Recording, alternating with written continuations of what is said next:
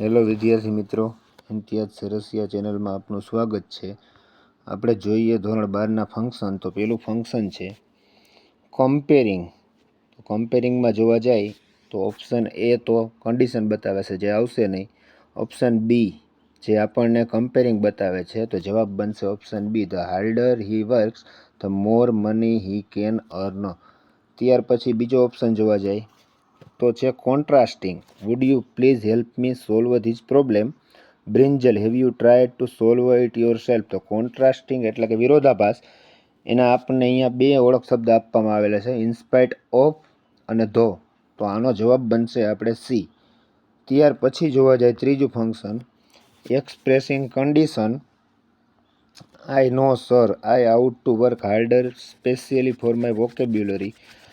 તો if you want to improve your skill you have to work harder. તો જવાબ બનશે આપણો બી। ત્યાર પછી આપણે જોવા જઈએ number 4, have you seen a lion there? Expressing condition in the past. તો પાસ્ટમાં આપણે જોવા જઈએ તો had we gone earlier we could have seen a lion there. જો આપણે વહેલા ત્યાં પહોંચી ગયા હોત તો બરાબર આપણે લાયન જોઈ શક્યા હોત। ત્યાર પછી નંબર 5 જોવા જાય showing result.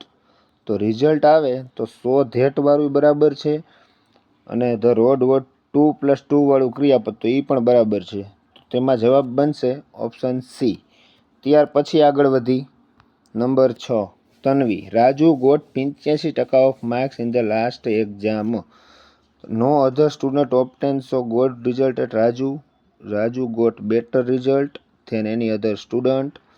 He worked hard and obtain better result. તો ઓપ્શન એ એન્ડ બી બંને જવાબ આવશે। એ એન્ડ બી બંને જવાબ આવશે। ત્યાર પછી number 7 I want to be a successful person here showing purpose. તો in order to plus V1 અથવા તો with view to plus ING વાળું ક્રિયાપદ।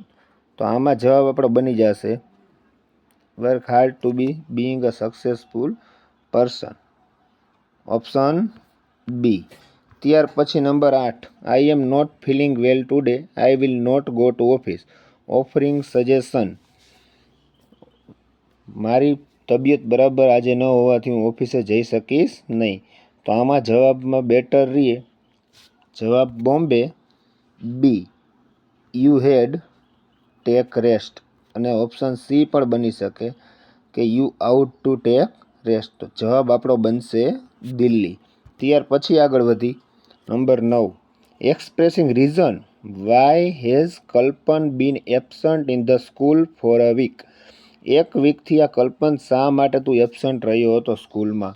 તો જે કારણ દર્શક શબ્દ હોય તેનો આપણે ઉપયોગ કરી શકીએ। તો કારણ દર્શક શબ્દ એક જ છે જે આપણને બોમ્બે આપવામાં આવેલો છે। As he has been to London for a week he is absent, કે તે લંડન ગયો હતો તેથી તે એબસન્ટ હતો। ત્યાર પછી લાસ્ટ ક્વેશ્ચન આપણો expressing comparison which of the students do you think will score the highest in NEET? તો ER plus than plus any other plus બીજો કરતા।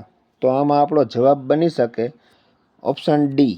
જવાબ આપણો આવી શકે ઓપ્શન ડી। તો અહીંયા આપણે આજે 10 માર્કના ફંક્શન પૂરા કર્યા। હવે પાર્ટ 1 પૂરો કરીશું અને આગળ અહીંથી બીજો પાર્ટ 2 ચાલુ કરીશું। આવા ને આવા વિડીયો જોવા માટે ઇમ્તિયાઝ સરસિયા ચેનલને લાઇક અને સબસ્ક્રાઈબ કરો।